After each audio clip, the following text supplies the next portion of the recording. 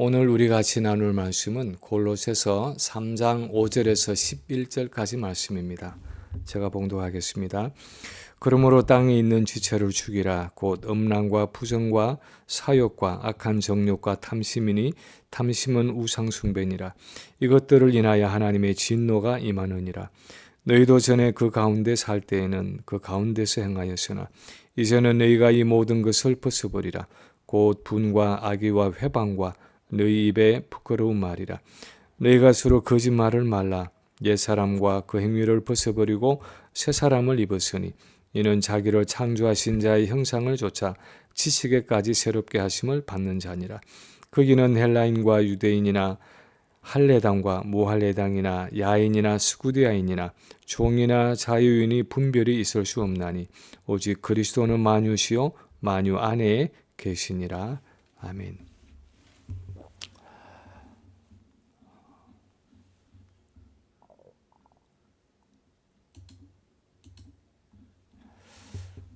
옥하는 목사님이 쓰신 그 로마서 교재에 보면 안희숙 여사에 대한 이야기가 나옵니다.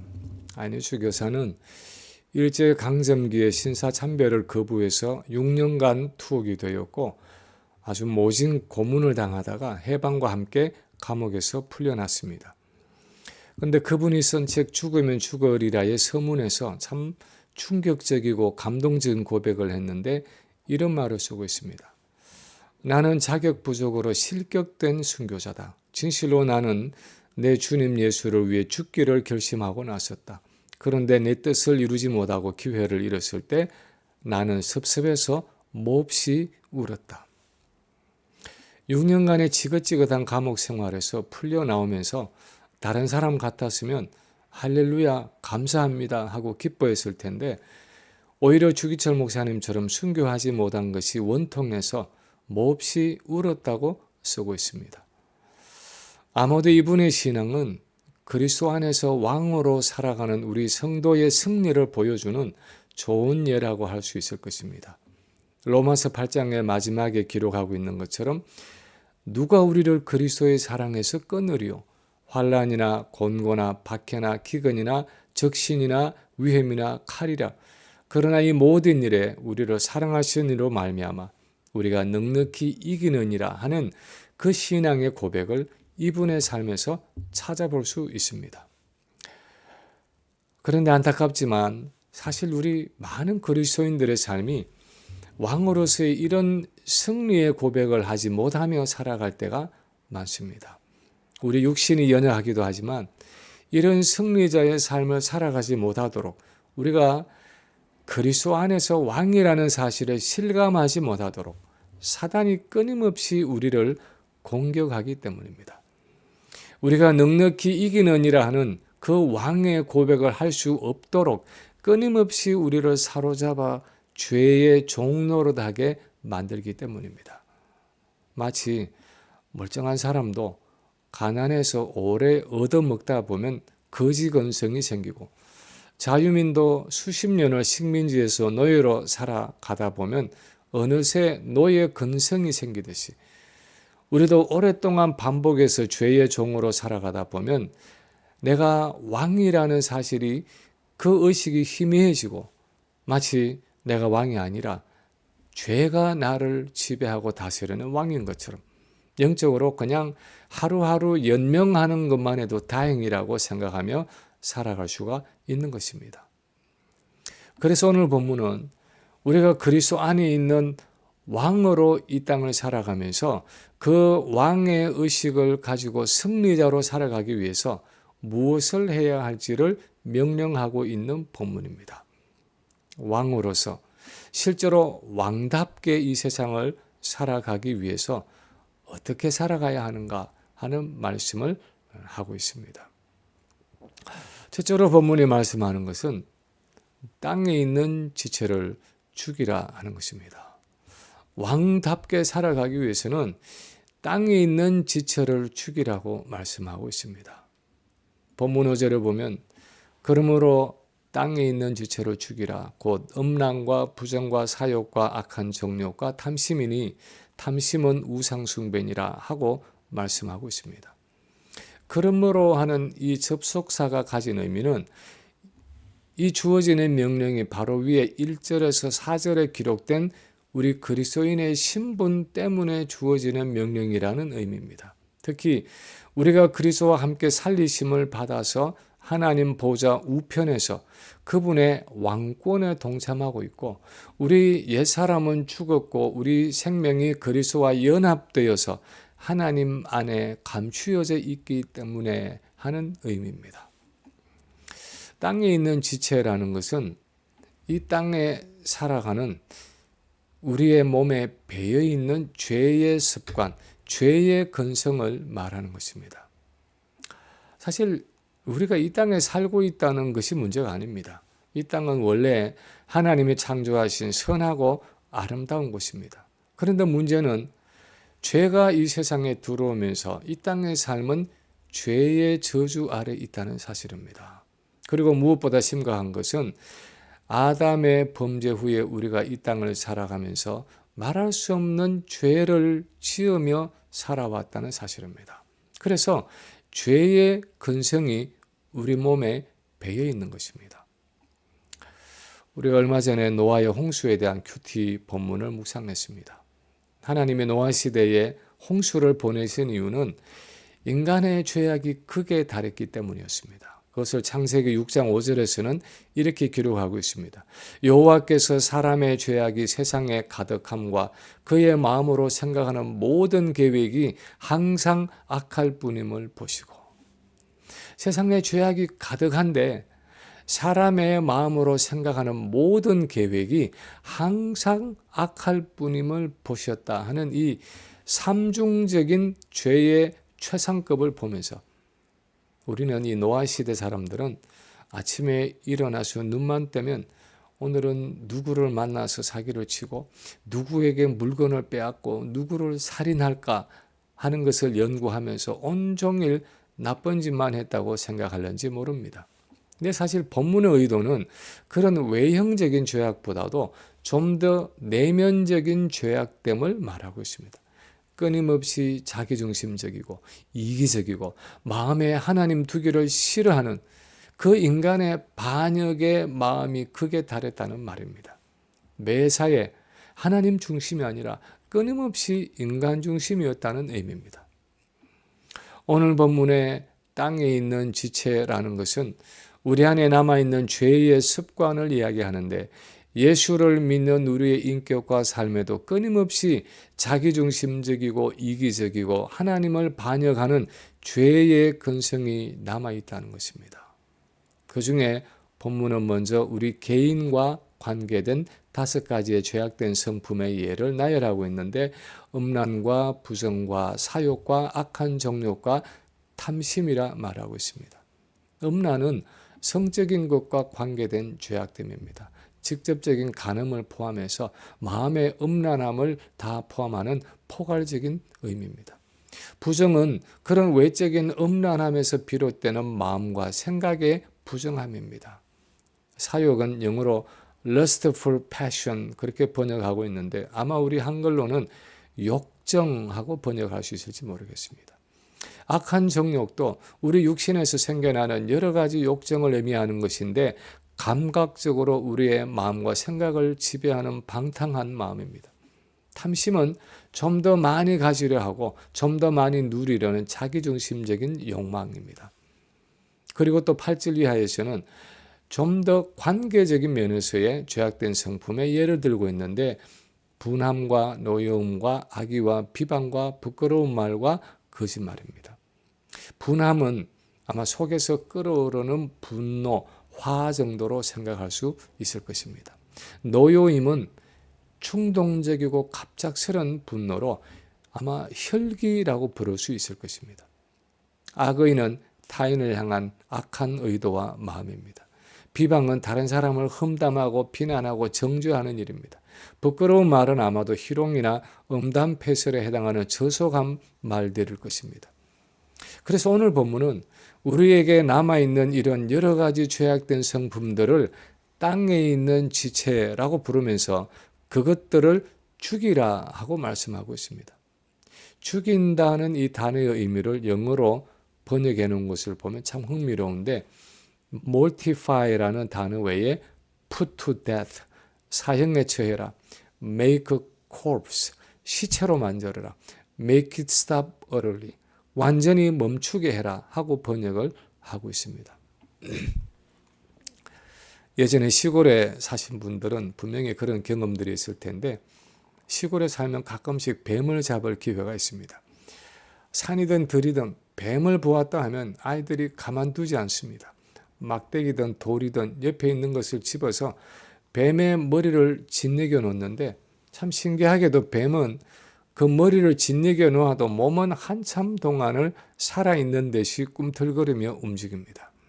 심지어는 머리를 잘라 놓아도 뱀의 신경구조상 최대한 1시간 정도까지 여전히 움직일 수 있다고 합니다.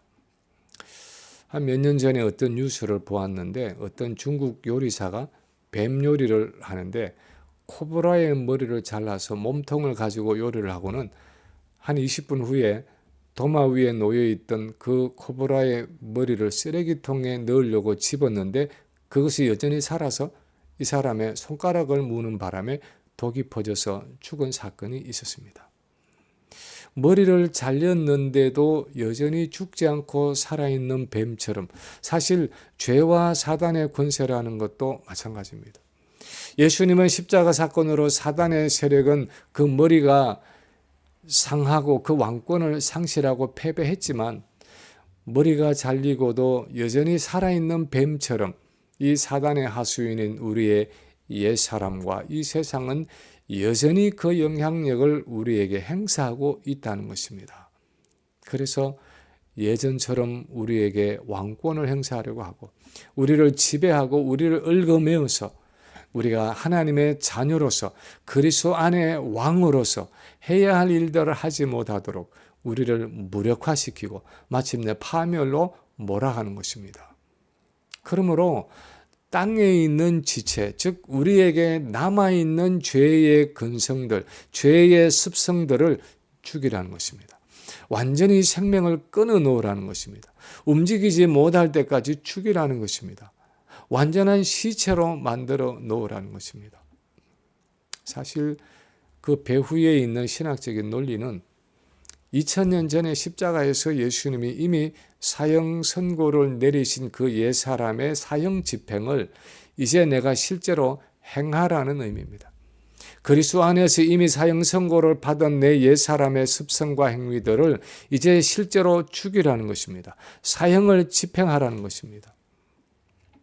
유명한 청교도 신학자 매튜 헨리는 이 구절을 이렇게 주의하고 있습니다.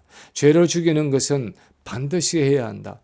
우리가 죄를 죽이지 않으면 죄가 우리를 죽일 것이기 때문이다.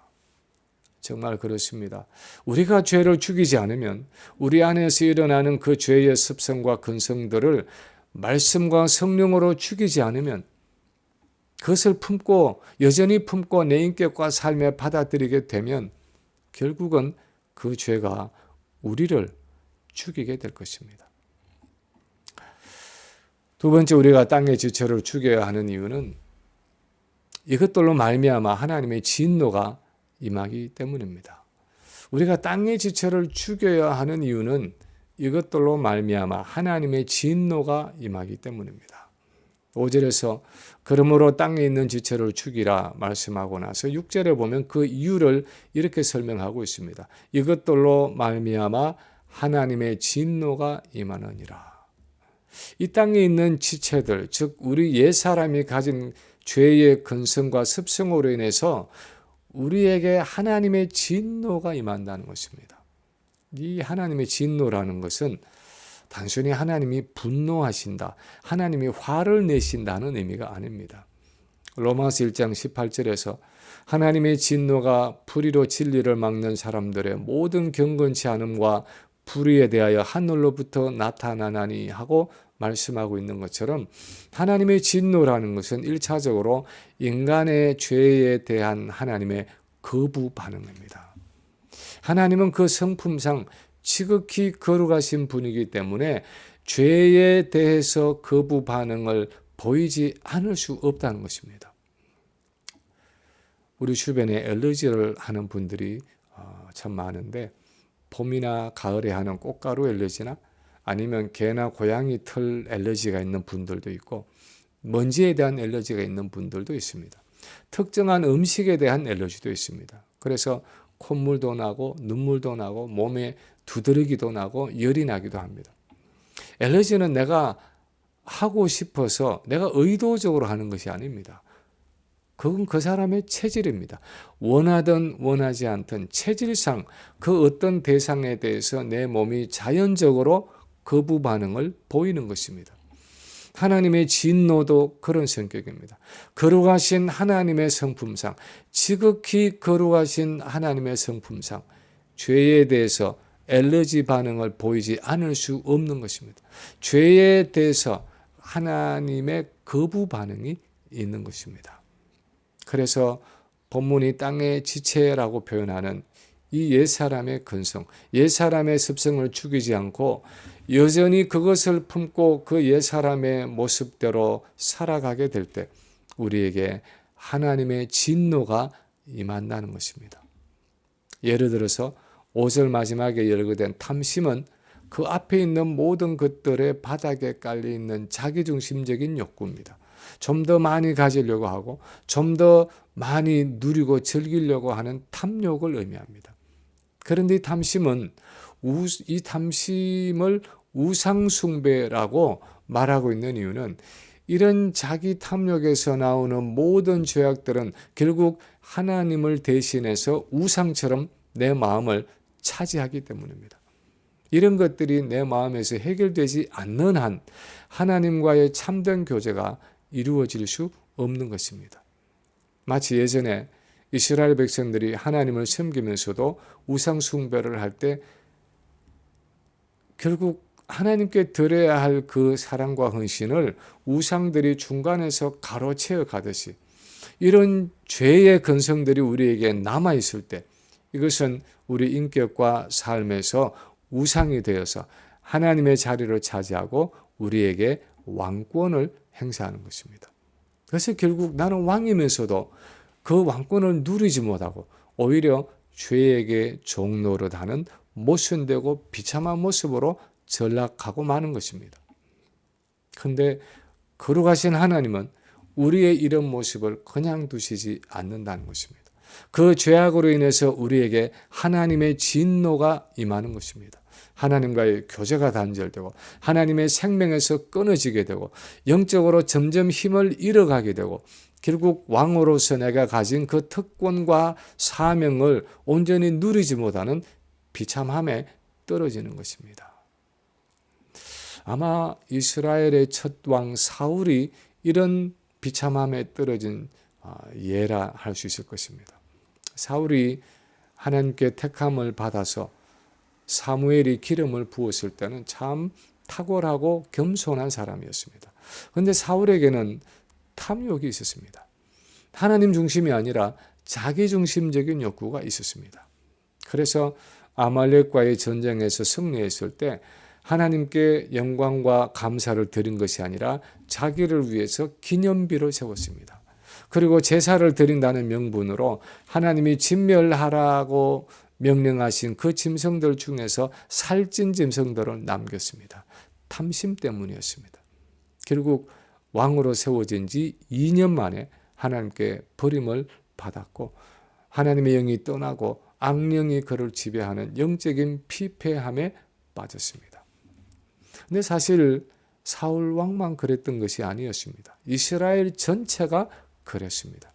이스라엘은 하나님의 신정국가로서 주변 나라들에게 왕이며 제사장의 위치를 가지고 있었습니다. 하나님의 왕권으로 주변 나라에 영적인 영향력을 미치고 제사장의 나라로서 온 열방을 하나님께로 인도하는 구속사의 중요한 역할을 감당할 나라였습니다. 그런데 그들은 오늘 본문이 이 땅의 지체라고 표현하고 있는 그 우상 숭배를 버리지 못했습니다. 하나님을 섬긴다고 말하면서도 우상을 동시에 섬겼습니다. 그래서 하나님의 진노가 그들에게 임하고 그들은 영적으로 점점 더 피폐해져 갔습니다. 마침내 하나님은 그들을 이방 나라의 손에 붙였습니다.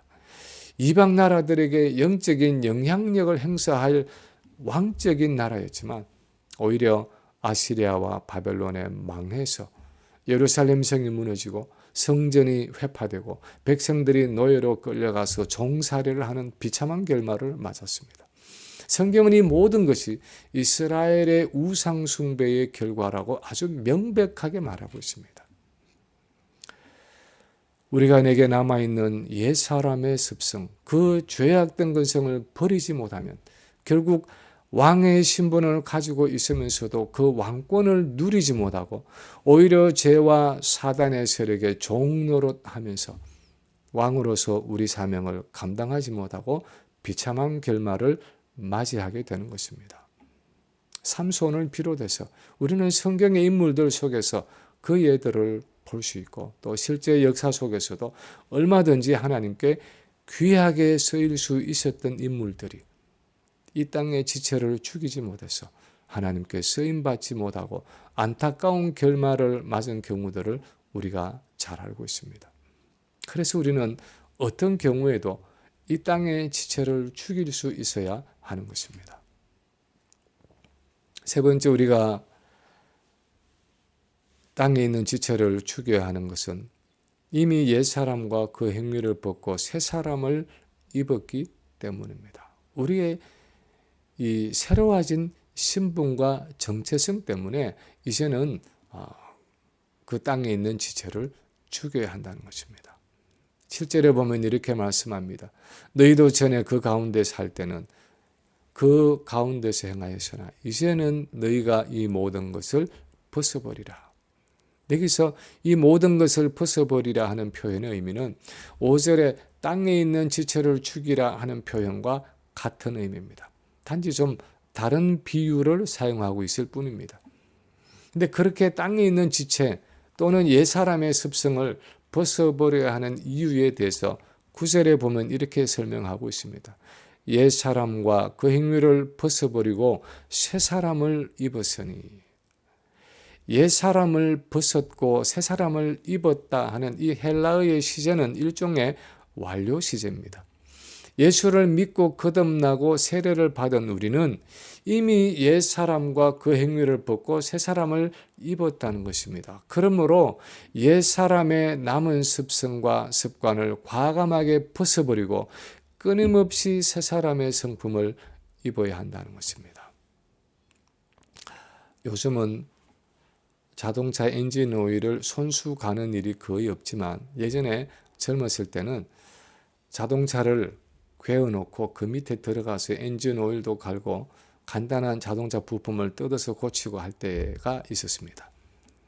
근데 만약 하루 종일 자동차 밑에 들어가서 흙 위에 뒹굴면서 엔진 오일을 갈고 이런저런 작업을 하면서 입고 있던 옷과 몸이 더러워져서 작업을 다 마치고 저녁 먹기 전에 욕탕에 들어가서 샤워를 했다고 가정해 보십시오. 기름과 진흙으로 범벅이 된 머리와 몸을 비누로 다 깨끗하게 씻어내고 이제는 깨끗한 물로 마지막 린스를 하고 수건으로 물기를 닦아내고 깨끗한 속옷을 갈아입었는데 그 위에다가 아까 작업할 때 입었던 기름과 진흙이 범벅이 된 그 더러운 작업복을 다시 입을 사람이 어디 있겠습니까?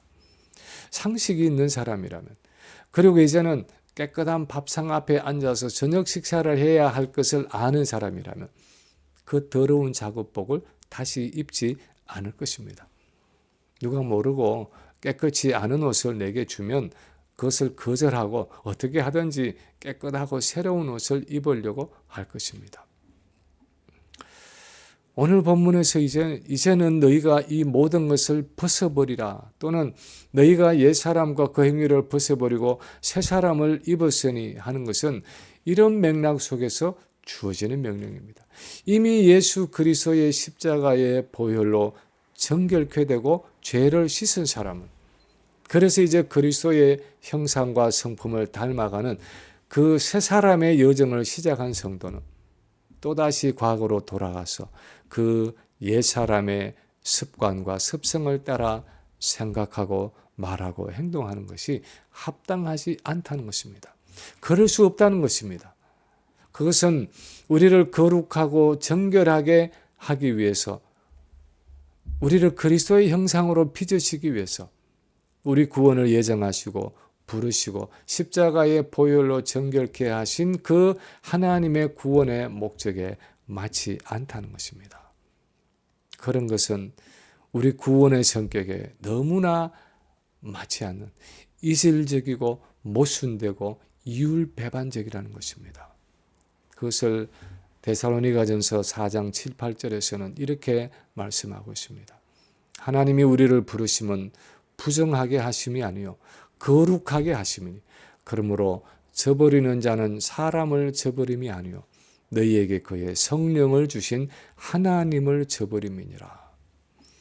하나님이 우리의 구원을 예정하시고 우리를 그리스도인으로 부르신 것은 우리를 죄에서 씻어 거룩하고 정결하게 하시기 위함인데, 그것을 거절하고 부정하고 죄악된 것에 여전히 탐닉하는 그 사람은 결국 우리에게 성령을 주신 하나님을 배신하는 행위라는 것입니다. 왜냐하면 성령은 우리를 거룩하게 하기 위해 주어진 영이기 때문입니다. 더욱이 10절에 보면 새 사람을 입었으니 이는 자기를 창조하신 이의 형상을 따라 지식에까지 새롭게 하심을 입은 자니라 하고 말씀하고 있습니다. 이 말은 우리가 이제 그리스도인이라는 새 사람을 입은 것은 우리가 잃어버린 그 하나님의 형상을 다시 회복하는 과정이 이미 시작된 것을 의미한다는 것입니다. 하나님의 완전한 형상인 그 그리스도의 형상을 본받음으로 우리가 회복해가는 그 하나님의 형상은 거듭남으로 이미 우리에게 시작되었고 주님이 재림하실 때 마침내 완성된다는 것입니다. 그러므로 우리가 이 땅에 속한 지체를 죽여가지 않는다면, 우리가 옛사람의 습관과 습성을 벗어버리지 않고 그 더러운 옷을 여전히 입고 살아간다면 그것은 결국 우리 구원의 궁극적인 목적인 예수 그리스도를 닮는 일을 거부하고 거절하는 행위라는 것입니다. 그 옛사람의 습성을 다시 붙들 때마다 우리는 그리스도인인 우리의 정체성을 부인하고 오히려 우리 정체성을 역행하며 살아가게 된다는 것입니다. 이제 말씀을 마칩니다. 왜 우리는 왕이면서도 때로는 왕으로서의 그 위엄과 권세를 누리지 못하고 오히려 승리자가 아니라 패배자로, 넉넉히 이기는 자가 아니라 겨우겨우 연명하는 신자로 살아갈 때가 있습니까? 많은 경우에 우리의 신분에 맞지 않게 행하기 때문입니다. 왕의 신분에 맞지 않고 새 사람의 신분에 맞지 않는 이 땅의 일들, 옛 사람의 습관과 습성을 벗어버리지 않기 때문입니다. 성경이 우리에게 주시는 교훈은 왕답게 살아가라는 것입니다. 땅의 것을 생각하지 말고 위의 것을 찾으라는 것입니다. 이 땅에 속한 지체를 죽이라는 것입니다.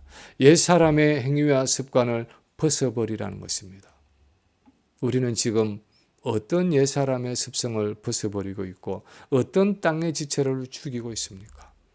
음란과 부정과 사욕과 악한 정욕과 탐심과 분노와 혈기와 악의와 비방과 부끄러운 말, 그리고 거짓말 등 옛사람의 습성과 행위들을 날마다 벗어버리고 있습니까?